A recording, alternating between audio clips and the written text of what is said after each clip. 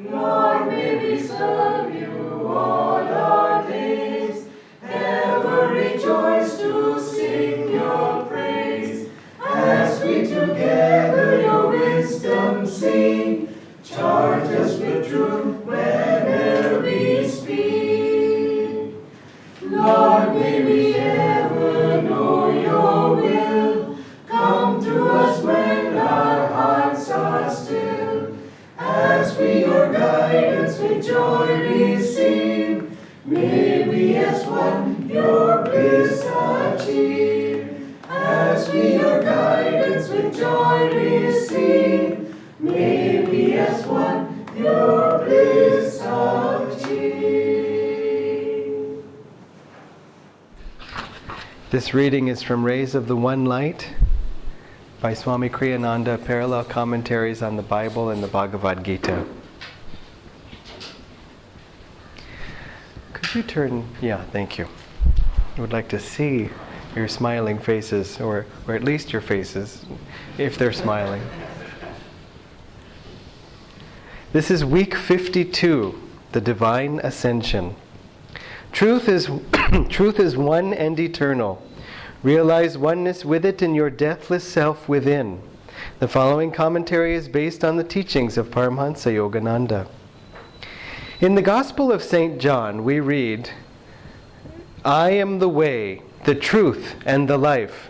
No man cometh unto the Father, but by me. What is this I, when spoken by a master who has conquered every vestige of ego consciousness? Therein lies the mystery of true scriptural teaching. That I that is no I, does it even exist?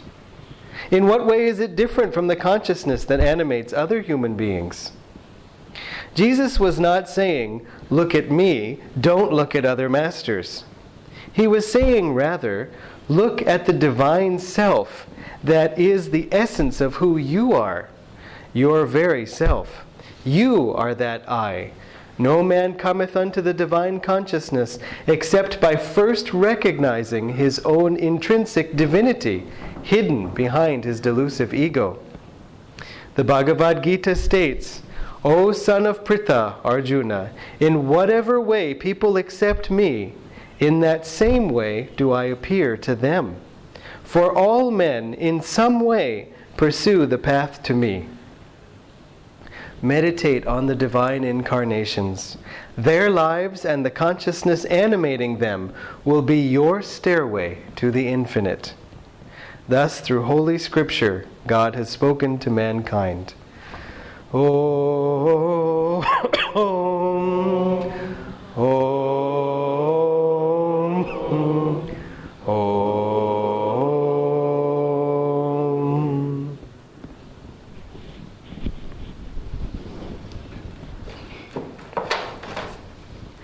And from Whispers from Eternity,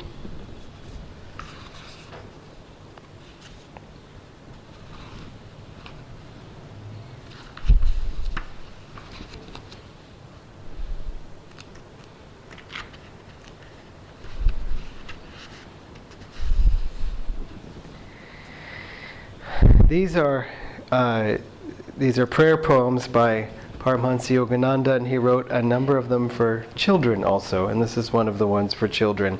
Teach me to find happiness in the joy of others. O Mother Divine, teach me to love others and to serve them in thy name. Teach me to be true to my word, even as I want others to be true to theirs. Teach me to love others, even as I want them to love me. Teach me, O dearest Heavenly Mother, to make others happy and to make them smile. Teach me to find my happiness in the happiness of all.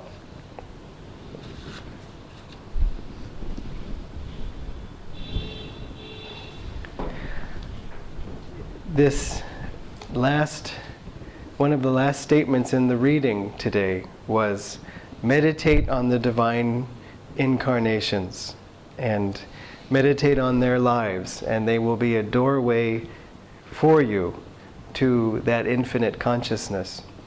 And it's very important to remember in everything that we're doing, that's where we're going.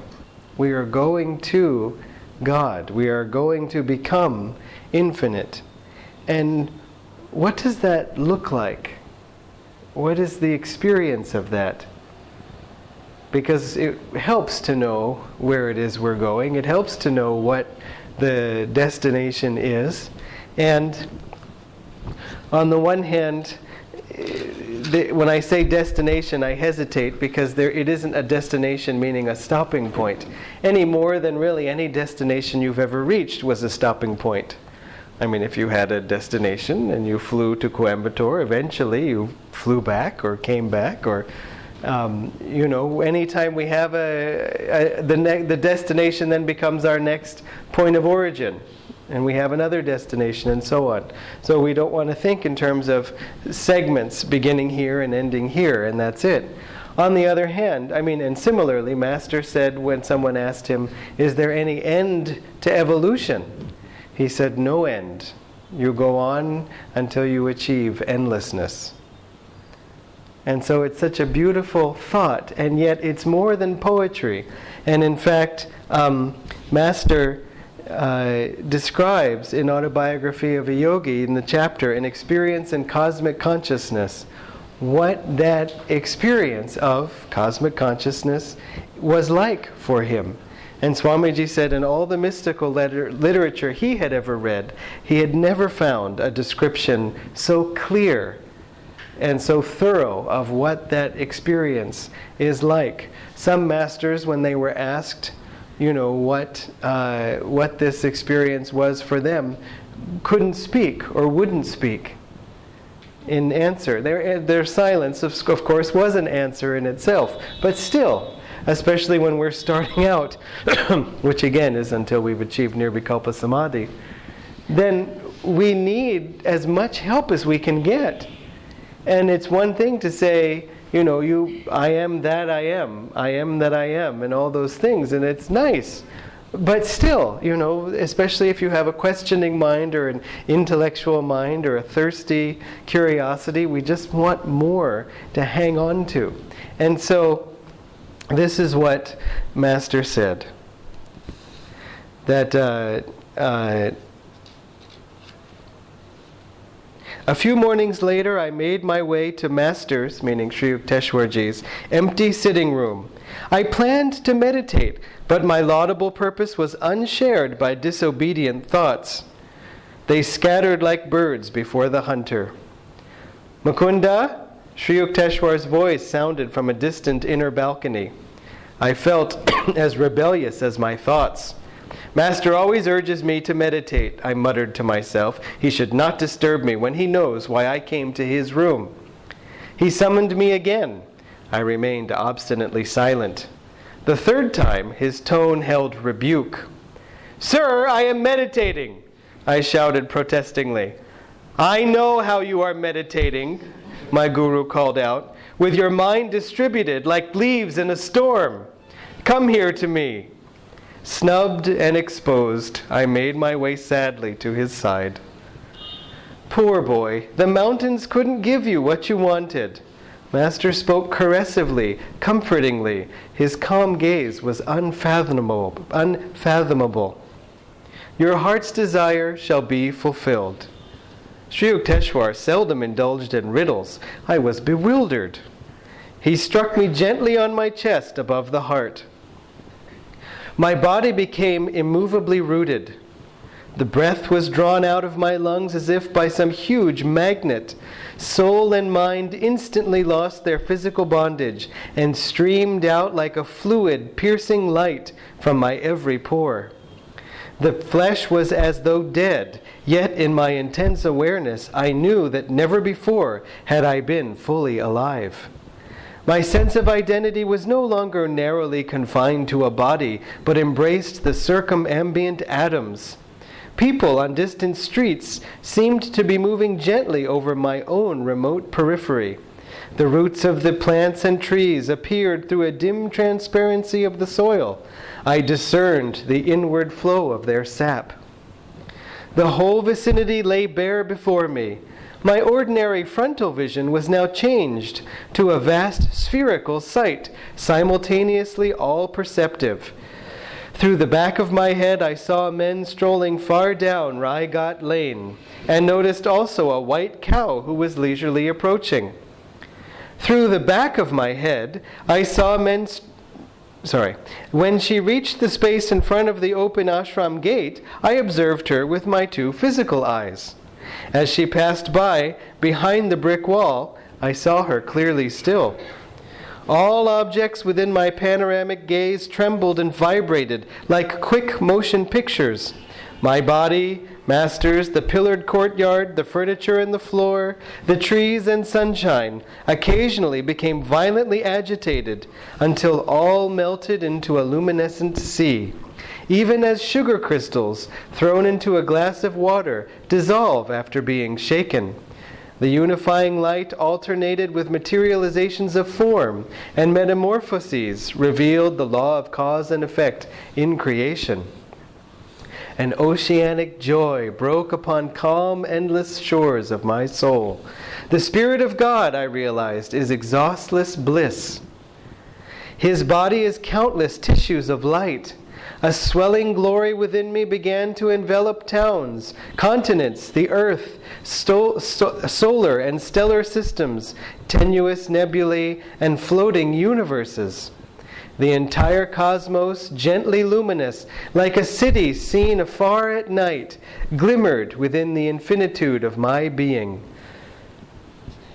The sharply etched global outlines faded somewhat at the farthest edges. There I could see a mellow radiance, ever undiminished.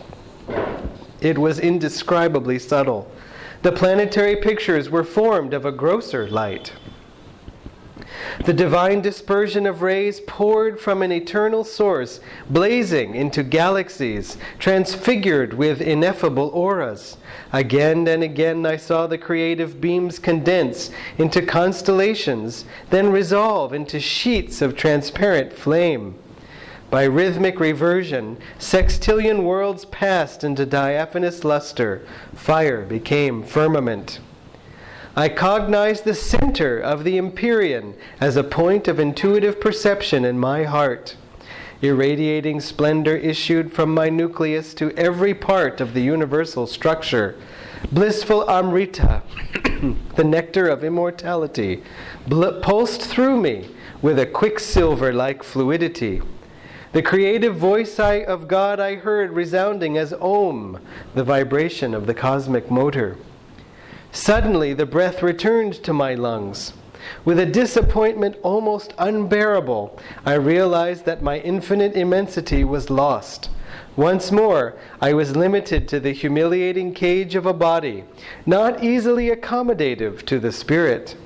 Like a prodigal child, I had run away from my macrocosmic home and imprisoned myself in a narrow microcosm.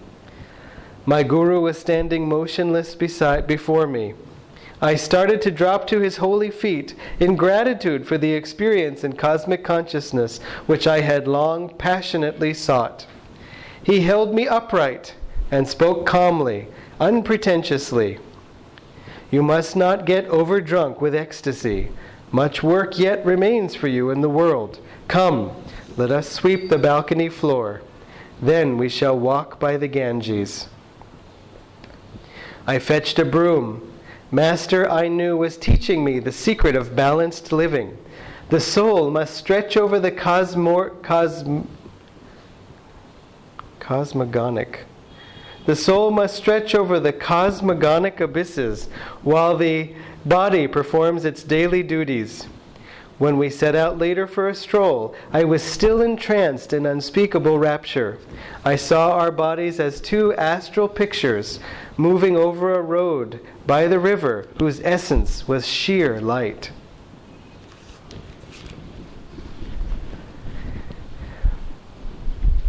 Master ends that chapter with the poem Samadhi. Banished the veils of light and shade, lifted every vapor of sorrow, and so on. We played it recently at the Christmas meditation, and you've probably heard the recordings of his voice where he said, listen to my samadhi poem, memorize it again and again. And he repeats that line, I, a tiny bubble of laughter, and become the sea of mirth itself. That's how it ends, the poem. And so he asked us, directly, memorize that poem. Remember where it is that you're going. And affirm, at the same time, it's also where we came from.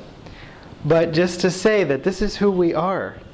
And the Divine Ascension, the last reading of the year from Rays of the One Light, is a reminder that throughout this whole journey, again, the only purpose is for us to ascend.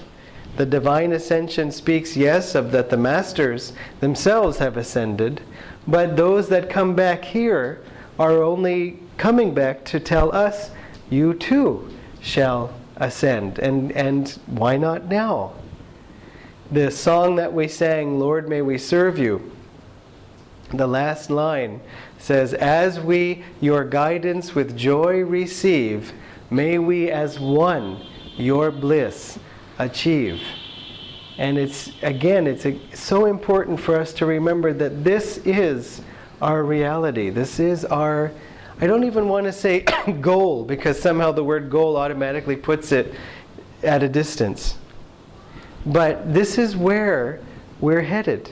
And so whenever we stumble or whenever we feel less than whatever, to remember, just put it aside. No, I am the infinite. This is where I'm going. We have to say it with an understanding of this ego isn't infinite. But neither are we the ego. We sometimes get influenced by the ego to act in ways that later we wish we hadn't.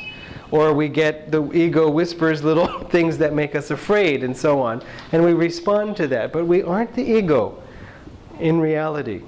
As Master did define the ego, the soul identified with the body. And so that's another thing too to keep in mind, that we think we are this body.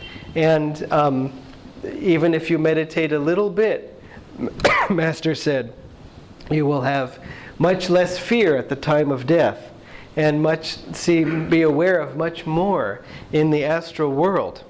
He said those who don't meditate or who live very material lives identified with their body, after death they really don't perceive much of the astral world, just really kind of a gray mist, he said. But those who have meditated even a little are able to go much further. And at the same time, the reason why you probably are meditating is because you have perceived much more in the astral world before you came. In fact, you can even imagine kind of like, Rajesh and Prasanna are standing at the edge of the cloud going, oh no, I guess we're going to have to go back down. And one of them says, oh, I don't know if I want to leave this place. And the other one says, hey, once we get there, we'll meditate. Oh, okay, yeah, okay. So then we get there and meditate and then be back in touch with that realm. It's not so far-fetched, actually. There was a mother, I think at Ananda, who she had a boy who was, 4 years old, 5 years old, and then she gave birth to another child. And after, I don't know how old the child was, a month or so, or a few months basically, but the boy said, I want to go talk to my brother, and I want to talk to him alone. And the mother said, okay, fine. She said, go ahead. And he went into the room and she closed the door, but she kept the door cracked open because she was a little curious and also wanted to be sure everything was going to be okay. And, because you can imagine some elder sibling saying, that's it, you're going back, because I want to be the only child or whatever. But the boy, who was pretty much like a rough and tumble boy, said to his younger brother, remind me of what it's like, because I'm starting to forget. And so it's just so sweet, because very few of us have conscious memories of the astral world. And yet you can imagine that's where babies are much of the time. They look at you like they're just kind of, staring at nothing, but they're probably seeing, the angels running by and kind of, just enjoying the whole scene. And then slowly we get pulled into cell phones, and then, then we're fully present. And you see little children now. It's amazing what little kids can do with cell phones. I'm sure there'll be a whole new generation of baby apps. It was amazing to me when the whole concept of teaching infants sign language, because it's much easier to make, movements with your hand than it is to form words and speak. And so little babies are communicating much sooner than they used to by using sign language. And so, again, you can imagine with an app, they can just be like, press this and get food. Of course, as a pretty universal gesture, but still a lot of things you can say. And now I would like to watch my favorite TV program. There may be something. So this is where we've come from, but the astral world is not our destination by any means. That's just where you get to hang out in between lives. And the more good karma you have, the more longer you can hang out there. But you don't necessarily want to. Remember the story that Master told of the saint who was at home, and another saint came to visit him, and but the saint was disguised, and the saint was who lived in the house was basically just sitting down to eat when the visitor came, and he said, hi, hello, I'm hungry. And so the saint said, fine, you can have this meal that I just prepared. And the saint said, what's that? That's terrible! And he threw it on the floor. And so then the saint said, don't, okay, I'm sorry, I'll make you something else. And so he made something else. And again, the visitor saw that and said, this slop, and threw it down again. And the saint said, I don't mean to upset you, I'll try again. And he repeated this, and the visitor again took the third, bowl of pongal and threw it on the floor. And the saint said, I'll just try harder. And the visitor said, that's enough. I was coming to test you, and I really see that you are a saintly soul. And so, in fact, I'm an angel who has come from heaven to give you the blessing that you are able to come to to ascend from this planet to heaven while keeping your body. And that's the way he put it. But as Swamiji explained, what that means is you don't lose your consciousness at the time of death. He said, obviously you can't take, as he's put it, the physical body can't walk the streets of heaven. He said it would fall right through them. And so the angel, the saint said, well, thank you very much, but I have to ask you, what are the advantages of heaven? And the angel said, well, I mean, I've never been asked that before, but I mean, it's obvious that you get to live in eternal sunshine, or you can change the weather to your liking at any time, even if you want snow, it's not cold or unpleasant. Nothing is unpleasant. There are no insects or vermin or anything like that, and you get to mix with other high souls and so on. You'll love it. And the saint said, well, experience has taught me that in this world of Maya, there's always a plus and a minus. What are the disadvantages of heaven? And the saint said, now that I've never been asked before. You really are sort of an original being, aren't you, here? He said, but since you've asked me, I have to tell you that in heaven, it's very difficult to make spiritual progress because everything is so pleasing and comfortable that there's really no motivation. And so so you'll be there as long as your good karma lasts, and then once it runs out, then you'll have to return to earth. You'll feel a longing for material desires, and your bad karma will start to pull you back to earth. And the saint said, the disadvantage that you've just said is so colossal. Why would anyone ever want to go to heaven? Isn't there anything better? And the angel, stammered a little bit and got over its shock and said, well, there are higher realms that even we can't perceive, but, you can go and become one with God beyond in the causal realm and beyond. And he said, but for that you have to continue to be here on earth to make that kind of progress. And the saint said, thank you very much, but I'm happy where I am. I have no wish to go to heaven. And so it's important also to remember in the scriptures it says the devas envy human beings because they have the opportunity to make rapid spiritual progress. And it's interesting because the same scriptures say that, when one deva, one angel is really mad at another, they curse them to be born on earth as the ultimate punishment. So it's kind of like, well, which is it? But in any case, on the one hand, we can understand the former. But Master also said that the time of the changing of yugas, and we're in a time now changing from Kali Yuga to Dwapara Yuga, is when you can make the most spiritual progress on earth. I don't know his reasons for saying that, other than that it's true. But in one way I can understand it is that there's a higher energy, it would seem, at the changing of yugas, because at least in the ascending yugas, which is what we're doing right now, and will be for the next 12,000 years. So, for all intents and purposes, this will work for a description, that there's a lot of energy coming to the planet or in the planet because the old forms are being broken apart and the new forms or the new energy, in our case, the new wave of consciousness is being birthed.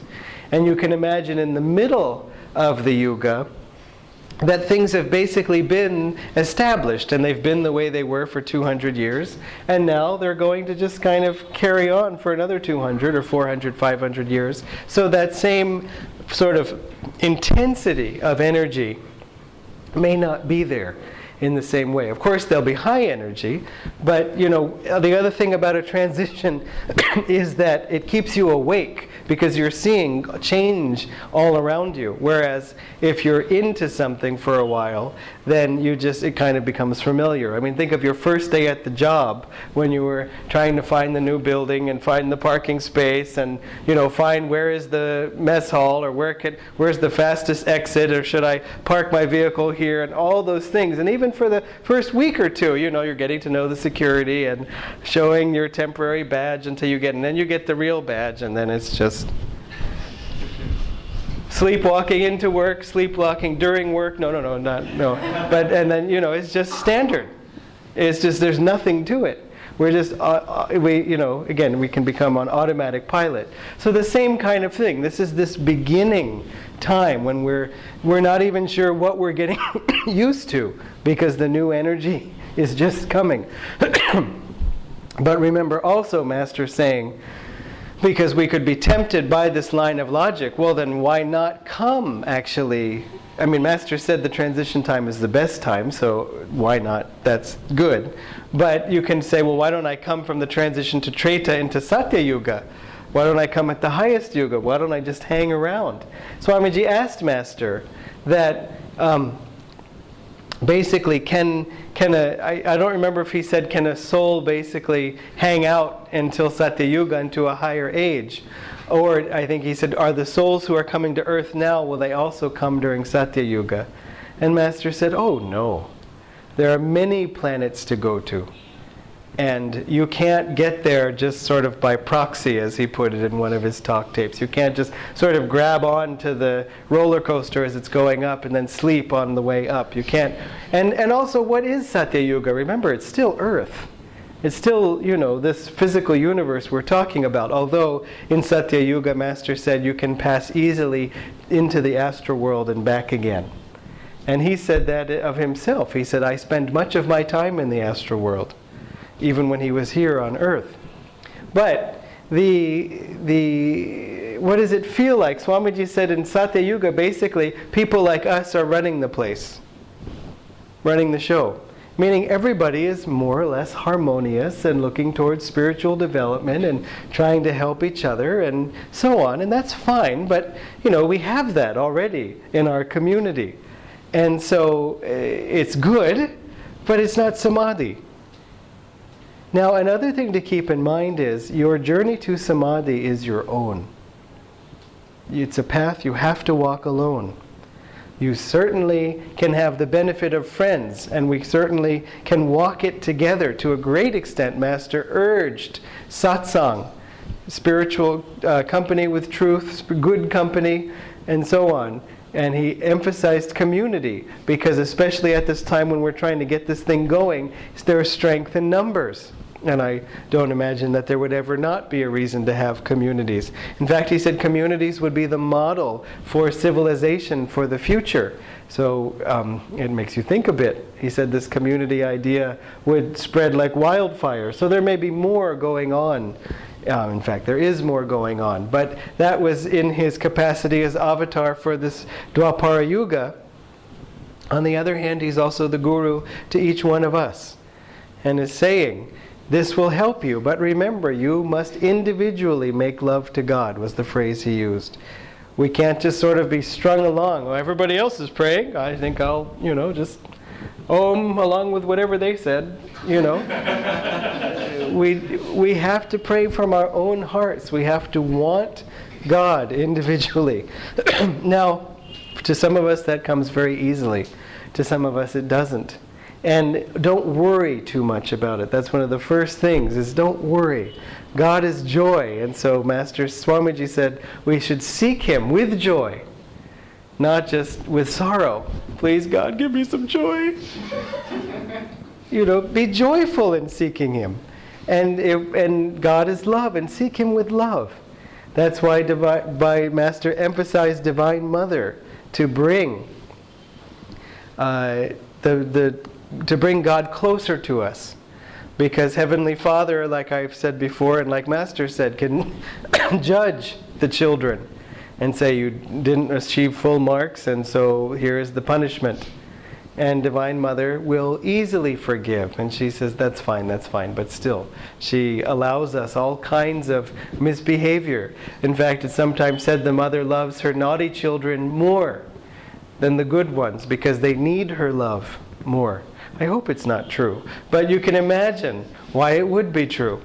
Very often as a school teacher, you find that, or in general with a group of kids, the misbehaving one is the one that you give all the attention to, mostly because you're saying stop, stop, stop, stop, stop. But the thing is on the one hand, yes, that's true. And flipping it over though, in general, in a group, Swami emphasized in Education for Life, don't teach to the bottom of the class, he said. Teach to the top of the class. And so similarly, don't emphasize and focus on the one difficult person. As Swamiji said, especially in a group or in a community, he said the negative people, he said you spend so much time trying to get a negative person just to become neutral, meaning zero or barely positive. And then as soon as you turn your back, they start wiggling down again. Master said 2 negative people in a class will always manage to sniff each other out. And then Jyotish said, you end up spending 95% of your energy on the negative 5% of the population that ends up leaving anyway. It can be such a temptation, though, to be like, hey, if I just say the right thing, then you'll cheer up and be friendly and stop bothering me.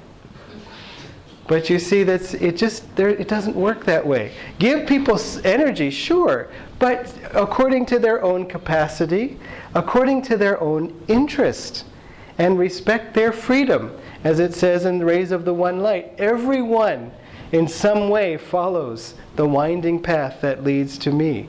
Everyone. And so this also goes for someone that you're particularly worried about, whether it's a child or a parent or whatever. To a certain extent, when we worry too much, we are trying to take over the job from God of looking after this person. We're saying, well, God isn't looking after this person, that's why they're suffering so much, so I have to do it. We can barely look after ourselves. And so how can we then also look after such a person? Obviously we should serve others. Obviously we have to take care of those whom God has entrusted to us for a time. to be their, for example, parent or their friend. But remember, we're really just babysitters.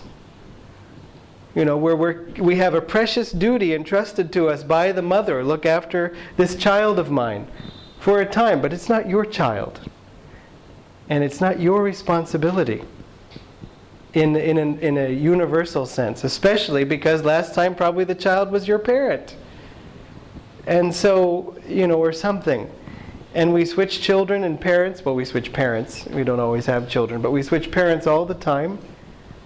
And switch children too. I mean, yeah, certainly. So it really becomes more of an energy that we have. In other words, first of all, even our body, I wanted to mention this earlier, the soul, the ego is the soul identified with the body. But what is the body? I mean, is it this body that you have? Well, I mean, remember, you know, some years ago, when you were just a little kuti.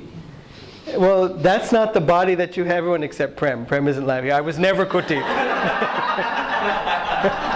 Even you were. But that's not the body that we have now. So that's not the body that we were identified with. Of course, the body will change. But not only that, what is this body even? It's really a holding pattern, as Swamiji has described, an energy holding pattern. In other words, you eat some food, and their intelligence in your body cells turns that food into nails, fingernails, and so on, and which later on you cut off, and then hair, and all the skin and blood, and all these things. And it really is like your body is a recipe, or a formula, or a computer program that is just taking these inputs and then making the same thing over and over again. But there's lots of, you know, skin cells that we've shed, fingernails that we've cut, hair that we've lost, and so on. But somehow the body keeps recreating itself afresh, but in the same pattern. In other words, it's really just a pattern. It's not a physical object, because it's changing, but it's always, whatever it changes, it's rejuvenating itself more or less in the same way. And so we really are much more an energy and even a thought than we are a physical form. Because this body that you have now is not the body you woke up with. Because already some skin has, you know, fallen and regrown and so on. You see? So remember that energetic holding pattern in a way.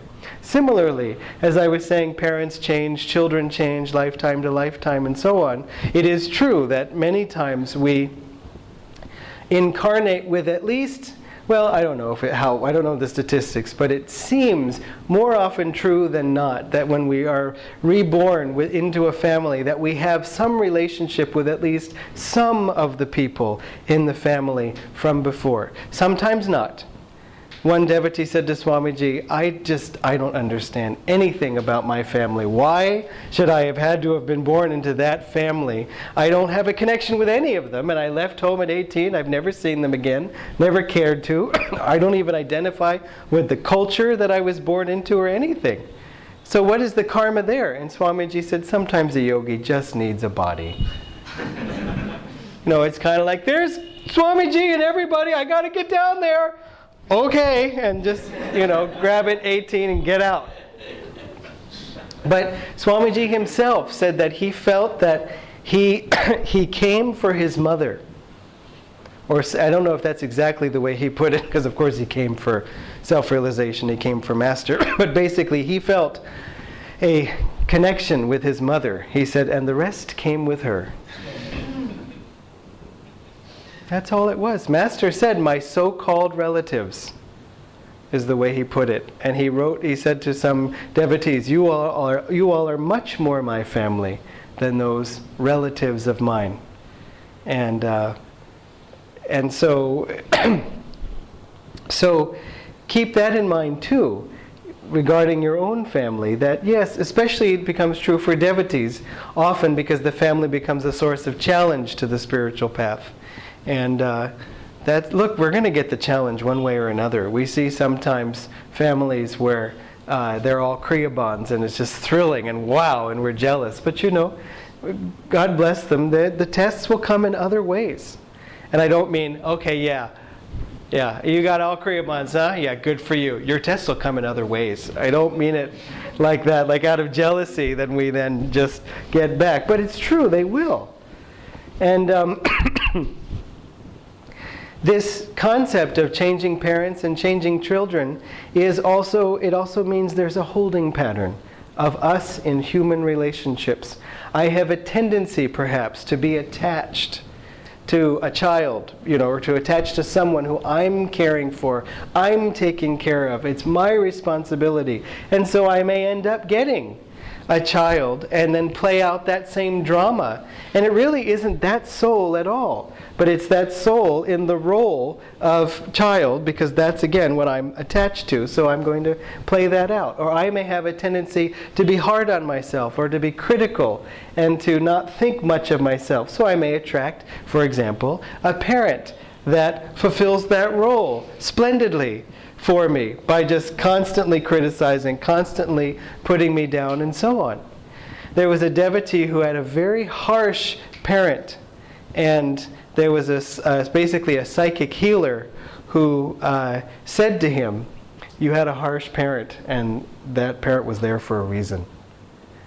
And if that parent hadn't done to you what happened, you wouldn't be where you are today. Again, it's sort of like if we're too comfortable on earth, then there's not necessarily motivation to grow. Also, if we're hard on ourselves, if we're critical, and then somebody else is much more critical, or at least vocally critical, of all the things that are going on inside our heads, eventually we say, stop. Or eventually we say, I may be bad, but I'm not that bad. And it, in sort of a negative way, it forces us to be positive. Which it reminds me of Haridas said he had an Aunt Celia who was so negative she was positive. I just love that phrase. I asked him, what does that mean? He said, because she was so negative that people began to just laugh and wait for her negative thing to say. So that if you, offered her,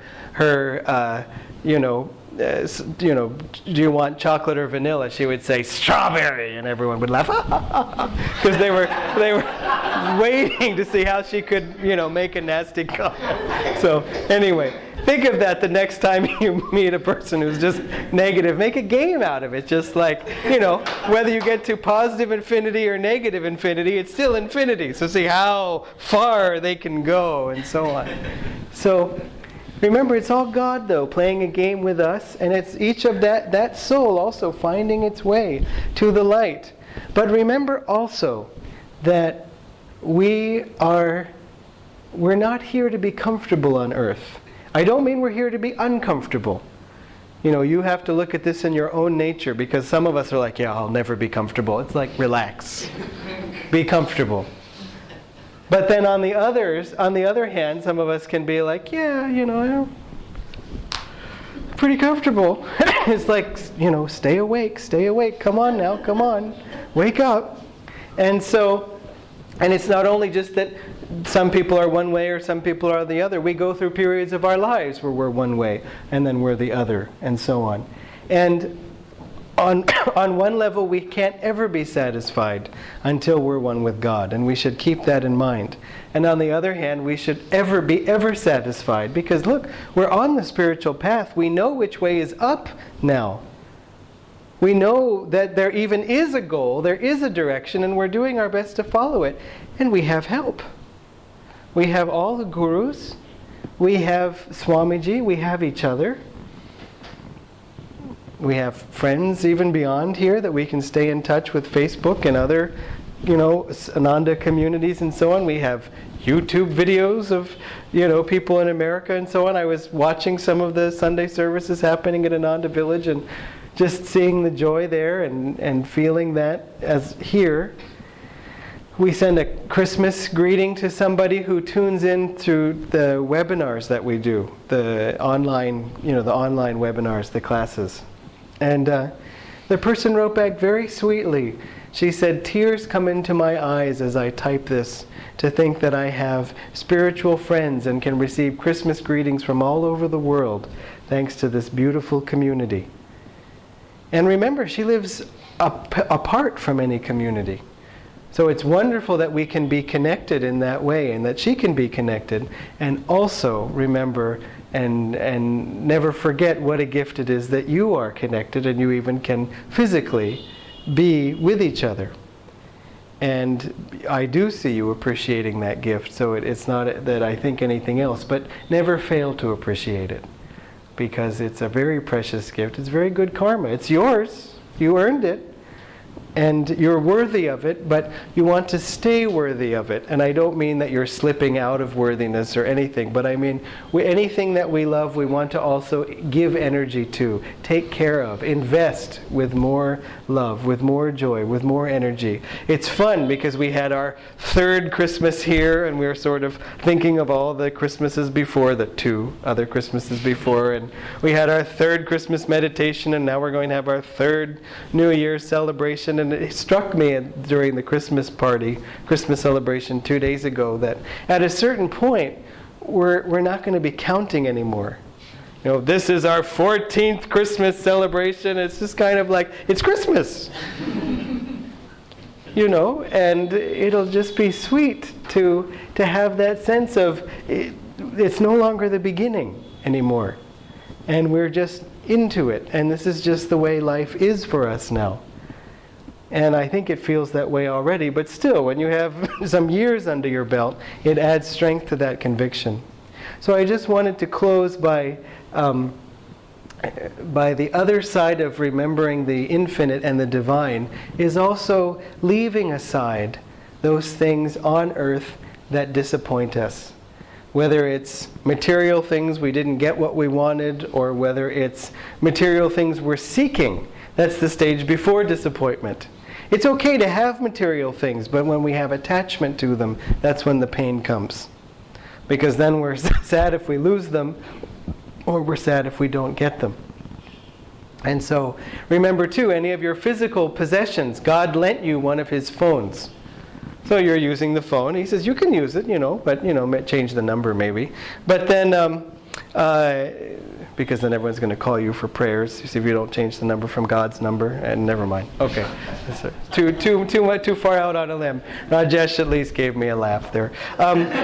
So, if you had a mobile that had God's number, do you know how many calls you'd be getting each second? Okay, so you have a different number. You have God's phone, though. Everything you have is His. He lent it to you. So take care of it. I mean, do you want to mess up God's car? I wouldn't want to mess up God's car. But remember, then, if He takes it back, then He took it back.